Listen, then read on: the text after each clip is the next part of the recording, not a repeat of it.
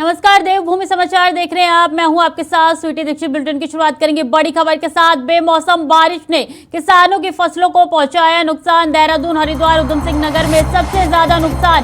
सभी डीएचओ को आकलन के लिए निर्देश दिए गए। गेहूं, सरसों, आम और सेब की फसलों को हुआ नुकसान। बड़ी जानकारी आपके साथ साझा कर रहे हैं कि किस तरीके से फसलों को लगातार नुकसान हो रहा है। बेमौसम बारिश ने किसानों के लिए मुसीबत पैदा कर दी है और सभी डीएचओ को आकलन के लिए निर्देश दिए गए हैं। बड़ी जानकारी आपके साथ साझा कर रहे हैं। बेमौसम बारिश आफत लेके आई है और किसानों को भारी फसलों का नुकसान हो रहा है। बेमौसम बारिश ने किसानों की फसलों को नुकसान पहुंचाया है। जानकारी दे दें कि कई ऐसी फसलें हैं जो बर्बाद हो चुकी है इस बेमौसम बारिश में। और देहरादून, हरिद्वार, उधम सिंह नगर में सबसे ज्यादा नुकसान हुआ है। डीएचओ को आकलन के निर्देश दे दिए गए हैं कि जितने भी आकलन करके बताएं जितने भी फसलों के नुकसान हुए हैं किसानों के। बड़ी जानकारी आपके साथ साझा कर रहे हैं। गेहूं, सरसों, आम और सेब की फसलों को सबसे ज्यादा नुकसान हुआ है इस बारिश में, इस ओलावृष्टि में। तस्वीरें आपके साथ साझा करें किस तरीके से नुकसान झेलना पड़ रहा है किसानों को इस भारी बारिश में, ओलावृष्टि में। लगातार एक के बाद एक बड़े नुकसान किसानों को हो रहे हैं। उनके खून पसीने की बुआई और सिंचाई बर्बाद हो रही है। बड़ी जानकारी आपके साथ साझा करें। डीएचओ को आकलन के निर्देश दिए गए हैं। जिन किसानों को कितना नुकसान हुआ है इसका आकलन करके प्रशासन को बताएं, ये निर्देश दिए गए हैं डीएचओ को। तो देखिए, खुद सीएम धामी भी इस बारिश पे नज़र बनाए हुए हैं कि किस तरीके से किसानों को नुकसान हो रहा है। उनके खून पसीने की बुआई और सिंचाई बर्बाद हो रही है। साफ तौर पे नज़र आ रहा है कि इतने दिनों से लगातार किसानों को नुकसान होता जा रहा है इस भारी बारिश से, ओलावृष्टि से। चाहे चमोली की बात की जाए, उधम सिंह नगर की बात की जाए, हरिद्वार की बात की जाए, देहरादून की बात की जाए, हर जगह सिर्फ और सिर्फ निराशा ही हाथ लग रही है किसानों की।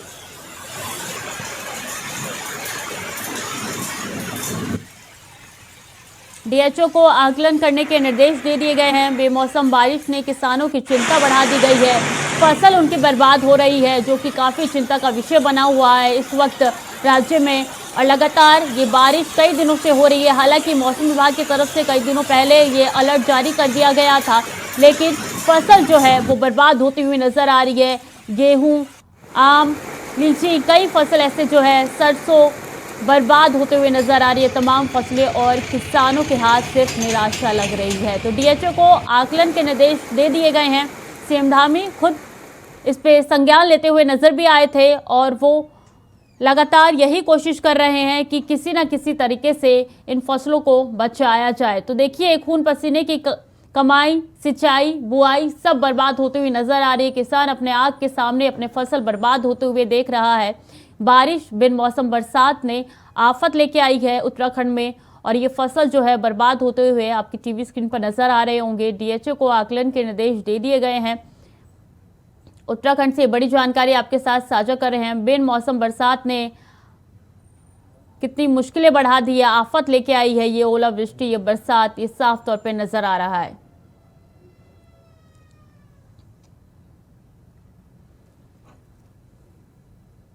तो किसानों की फसलें बर्बाद हो रही है। कई जगह रास्ते जाम भी हो चुके हैं और ये बारिश, ये ओलावृष्टि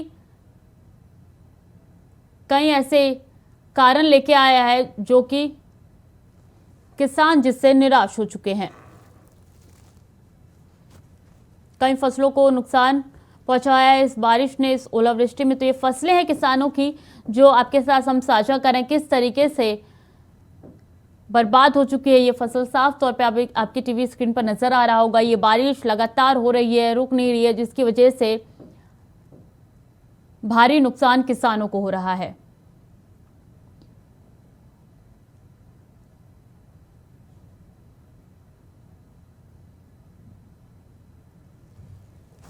आम, सरसों, गेहूं, तमाम ऐसी फसलें हैं जो इस सीजन की फसलें हैं वो सब बर्बाद होती हुई नजर आ रही है और इसके कारण जो है किसान काफ़ी निराशजनक हो गए हैं। बिन मौसम बरसात ने, बिन मौसम ओलावृष्टि ने जो है किसानों के लिए मुसीबत खड़ी कर दी है।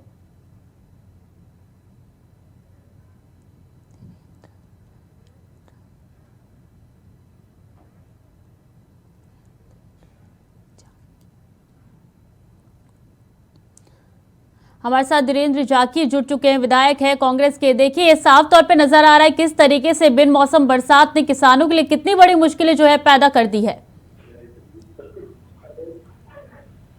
सुन पा रहे हैं? जी हाँ। हाँ। अच्छा, आपने मुझे इस प्रतिक्रिया में भाग लेने का मौका दिया, मैं आपका आभारी हूँ। और मैं किसान का दर्द समझ सकता हूँ क्योंकि मैं खुद एक किसान हूँ।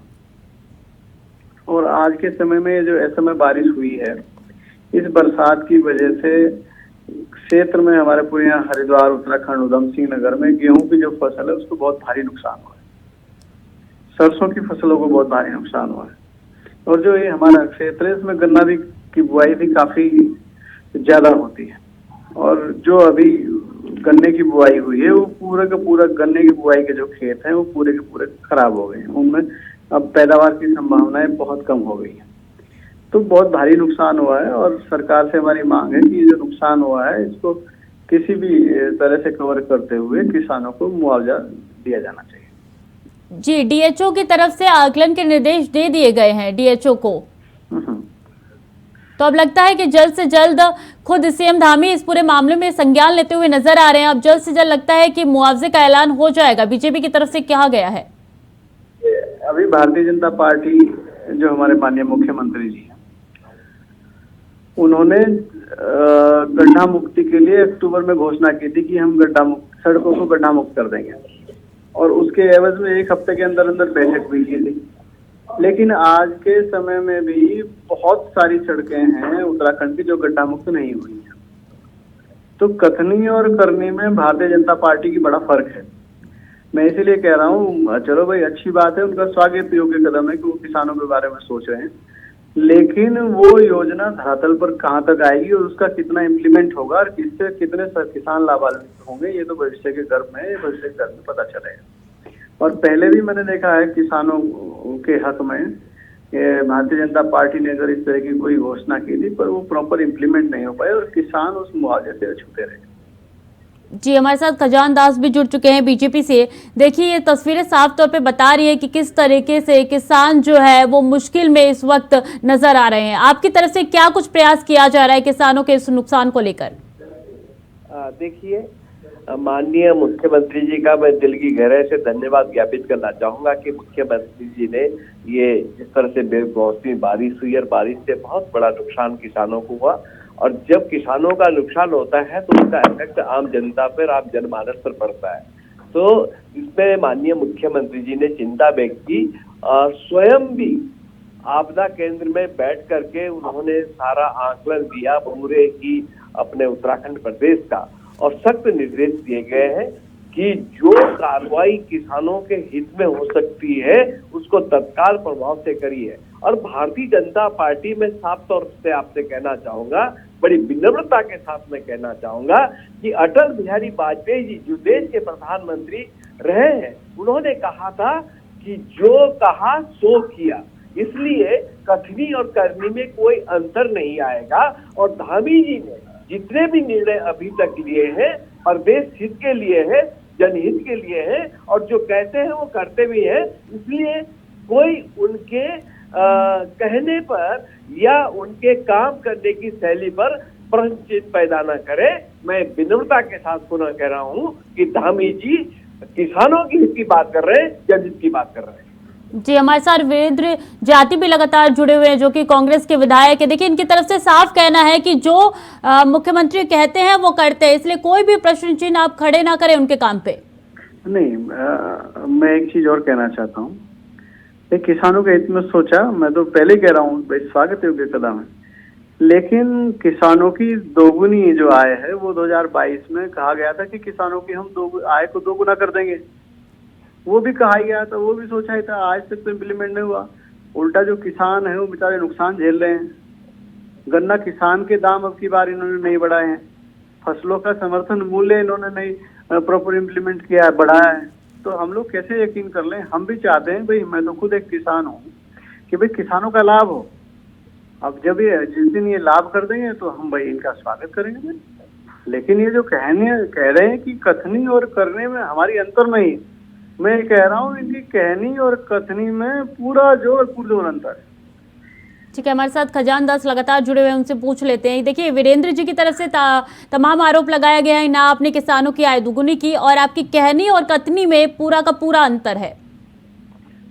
देखिए, वीरेंद्र जी का मैं सम्मान करता हूं और कांग्रेस पार्टी के अध्यक्ष भी इस समय है। वर्तमान में अभी नई नियुक्ति उनको मिली है और कुछ समय पहले कांग्रेस पार्टी उन्होंने ज्वाइन किया और माननीय विधायक बने हैं, उनका स्वागत है। और ठीक बात है कि उन्होंने कहा कि मैं किसान भी हूँ, वो भी दरअसल सही दर्शाते हैं और अच्छे किसान हैं। मैं कहना चाहूंगा कि आप गन्ना का मूल्य को लेकर के बात कर रहे हैं, पर अन्य प्रदेशों की तुलना में अगर उत्तराखंड की हम बात करते हैं तो हमारा मूल्य अन्य जगह से अधिक है। नंबर 2 मैं कहना चाहूंगा कि किसानों के हित के लिए ये धामी सरकार लगातार प्रयास कर रही है। उनकी आमदनी बढ़ाने की हो, चाहे आय को दूनी करने की बात हो, इसके लिए मंथन कर रहे हैं। मंथन के साथ साथ वो मंथन ही नहीं करेंगे, उसको धरातल में मूर्त रूप देने का भी काम करेंगे। ठीक है वीरेंद्र जी, आपने सुन ही लिया होगा इन्होंने क्या जवाब दिया है आपके प्रश्न को। मैंने सुन लिया। माननीय खजान दास जी बहुत ही सीनियर विधायक हैं और बहुत ही विनम्र हैं और मैं इनसे पर्सनली भी मिला हूं, अच्छा जवाब देते हैं। लेकिन मेरा तो एक सीधा सवाल ये है कि जो 2022 में किसान की आमदनी दुगुना करने की बात की गई थी, हम लोग जो भारतीय जनता पार्टी का उद्देश्य था, जो हम लोग देखिए हम भी चाहते हैं कि भाई किसान की आमदनी दोगुनी हो, लेकिन 2022 तक तो वो दुगनी नहीं हुई है। अब 2023 में भी कह रहे हैं कि हम लोग इसमें विचार कर रहे हैं, पर मंथन चल रहा है और हम इसको इम्प्लीमेंट करेंगे। अब कितना 2022 तक तो हुआ नहीं है, अब 2023 में भी योजना ही चल रही है, तो कितना और कहाँ तक इम्प्लीमेंट होगा ये भविष्य बताएगा। जी खजान दास जी, आपका क्या कहना है इनकी बातों पर? नहीं, भविष्य नहीं, ये बिल्कुल तत्काल ये निर्णय लिए जाएंगे। जनहित के निर्णय है, किसानों के हित का, यानी कि किसानों के हित के अगर निर्णय होते हैं तो आम जनमानस के निर्णय वो कहे जाते हैं, क्योंकि किसान हमारा पालक है, अन्नदाता है और किसान से बढ़कर कुछ भी नहीं है। इसलिए किसानों के हित के लिए ये सरकार लगातार काम कर रही है, लगातार चिंतन कर रही है। चिंतन के साथ साथ धरातल में, मैंने कहा कि धरातल में उतारने का भी जो निर्णय गवर्नमेंट ले रही है वो करेंगे। ये वादा है, ये भारतीय जनता पार्टी जो कहती है वो करती भी है। ये मैं बार बार इस शब्द को दोहरा रहा हूँ।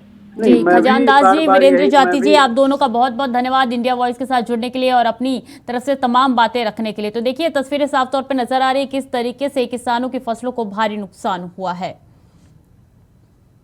बद्रीनाथ धाम में सुबह से ही हल्की बर्फबारी होने से निचले इलाकों में फिर से ठंड लौट आई है। बद्रीनाथ धाम में इन दिनों मास्टर प्लान का कार्य चल रहा है। बता दें कि 27 अप्रैल को बद्रीनाथ धाम के कपाट खुलने हैं। ऐसे में बद्रीनाथ धाम में पूरी व्यवस्था की जा रही है जिससे कि श्रद्धालुओं को कोई परेशानी ना हो।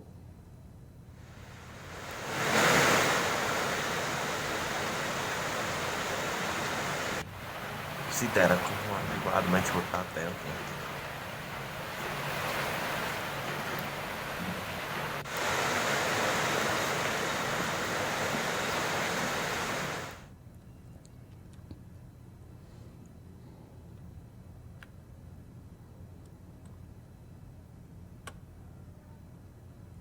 सोनू नियाल ज्यादा जानकारी के साथ हमारे साथ जुड़ चुके हैं। सोनू, अगर अभी की बात की जाए तो क्या स्थिति है चारधाम यात्रा को लेकर, क्योंकि देखिए ये तस्वीरें तो साफ तौर पे नजर आ रही है, बर्फबारी से ढकी हुई है पूरी पहाड़े।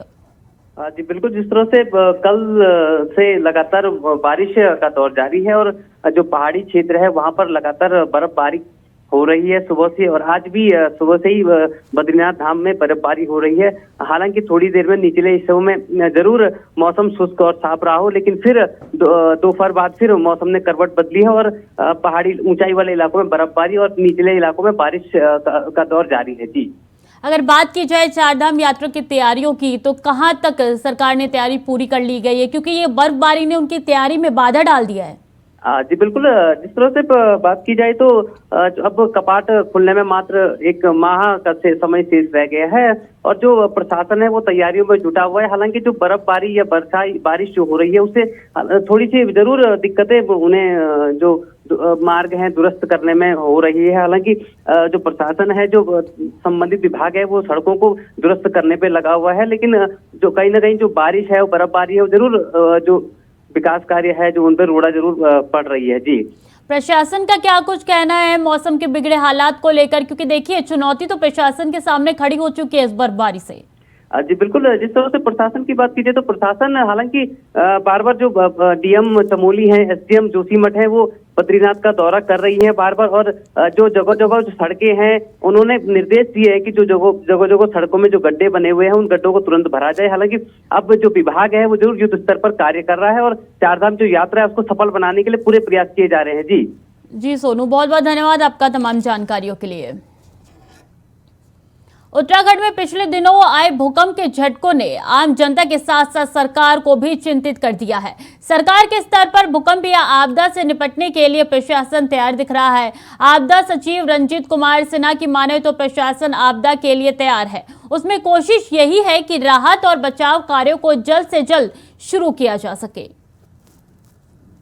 देखिए, इसमें भूकंप के झटके आ रहे हैं और नॉर्मली आते हैं, उसमें ये नहीं है, लेकिन हाँ ये हो सकता है कि हमें सावधान रहने की आवश्यकता है, ताकि अगर कोई मेजर झटका ये हमें एक चेतावनी के तौर पे हमें लेना चाहिए कि हम चीज़ों को भूल ना जाए, हम अपना जो काइंड ऑफ तैयारी है उसको चुस्त दुरुस्त रखें, ये हमारे लिए चेतावनी है।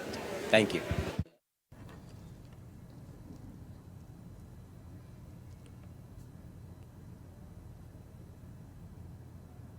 अभी कैंतूरा ज्यादा जानकारी के साथ हमारे साथ जुड़ चुके हैं। अभी देखिए, एक बहुत बड़ी चुनौती जो है सरकार के सामने खड़ी हो जाती है, क्योंकि किस तरीके से ये लगातार भूकंप के झटके जो है महसूस हो रहे हैं।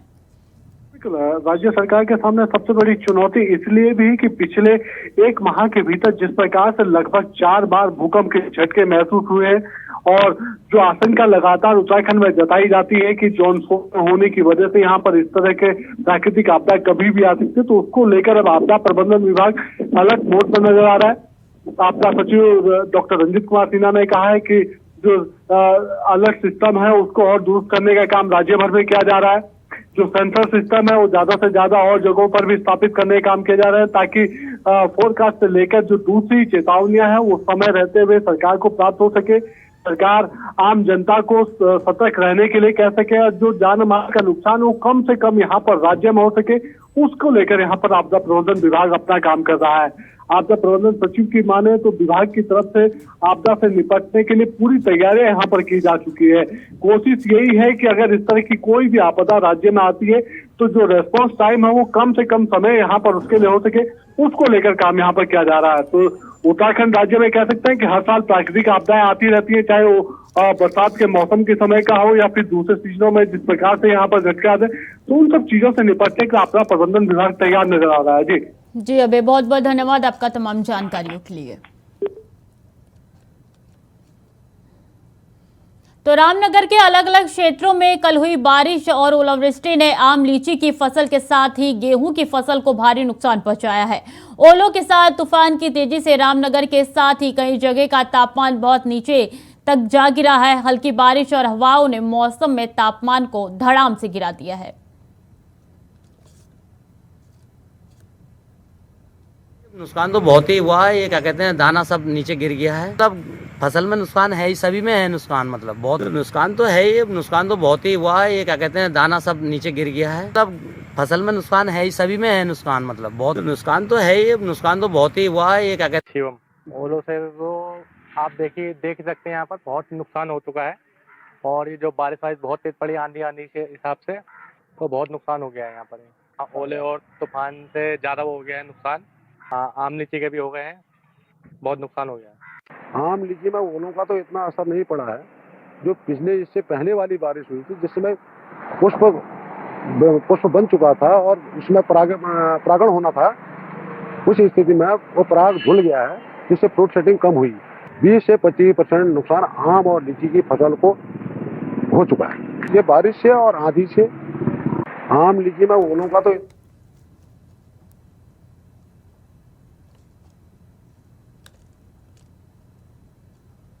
तो आम लीची और गेहूं की फसलों को भारी नुकसान हुआ है। किसानों को सुन रहे थे आप कि किस तरीके से उन्होंने बोला है कि भारी नुकसान इस बेमौसम बारिश ने हमको पहुंचाया है। और जिस तरीके से लगातार बारिश और ओलावृष्टि हो रही है, फसलों को नुकसान हो रहा है, इसके साथ साथ तमाम चीजें भी ठप पड़ चुकी है। तो रामनगर की तस्वीर हम आपके साथ साझा कर रहे हैं कि किस तरीके से नुकसानों का सामना जो है किसानों को करना पड़ रहा है। डोईवाला में कांग्रेस के परवादून जिला अध्यक्ष मोहित उनिवाल ने जय भारत सत्याग्रह कार्यक्रम की जानकारी देते हुए बताया कि केंद्र की बीजेपी सरकार जिस तरीके से सदन में विपक्ष की आवाज दबा रही है, उससे पार पाने के लिए कांग्रेस अब सत्याग्रह के माध्यम से आम जनता के बीच सड़कों पर उतरेगी और जनता के सामने केंद्र की षड्यंत्र वाली नीति को उजागर करेगी। 1 महीने तक चलने वाले इस कार्यक्रम में पंचायत तक पहुंच बनाते हुए अपनी बात करेगी, कांग्रेस रखेगी। इसके साथ ही नहीं, आम जनता भी खड़ी है हमारे साथ और इसी आंदोलन को आगे बढ़ाते हुए जय भारत सत्याग्रह कार्यक्रम कांग्रेस ने शुरुआत करी है। जिला स्तरीय प्रेस वार्ताओं का आयोजन किया गया। उसके साथ आज 1 तारीख को पूरे देश में एक ही दिन में नगर और ब्लॉक कांग्रेस कमेटियों द्वारा प्रेस वार्ता की जा रही है। अपनी आवाज मीडिया के माध्यम से जनता को पहुंचाने का काम किया जा रहा है। वो लोग पोस्ट कार्ड के माध्यम से अपनी आवाज माननीय राष्ट्रपति महोदय तक पहुंचाएंगे। जिला एवं सत्र न्यायालय हरिद्वार में जुडिशियल मजिस्ट्रेट शिव सिंह की अदालत में आरएसएस कार्यकर्ता कमल भदौरिया ने कांग्रेस के पूर्व राष्ट्रीय अध्यक्ष और वरिष्ठ कांग्रेस नेता राहुल गांधी के खिलाफ मानहानि का वाद दायर किया है, जिसे न्यायालय ने स्वीकार करते हुए मामले की सुनवाई के लिए अगली तारीख 12 अप्रैल निर्धारित की है। कमल भदौरिया ने पूर्व सांसद और पूर्व राष्ट्रीय अध्यक्ष राहुल गांधी के विरुद्ध न्यायालय में जेएम द्वितीय हरिद्वार के न्यायालय में धारा 499-500 आईपीसी के तहत वाद दाखिल किया है।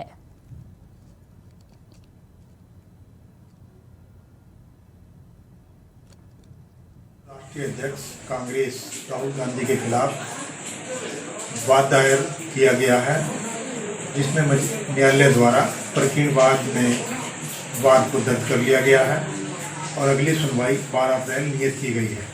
और 2 वर्गों में बांटने वाला बयान देकर आरएसएस के प्रति जो घृणित बयान दिया, उसके लिए न्यायालय जेएम हरिद्वार में वाद आरएसएस कार्यकर्ता द्वारा दायर किया गया है और अगली तारीख में 12 अप्रैल 2023।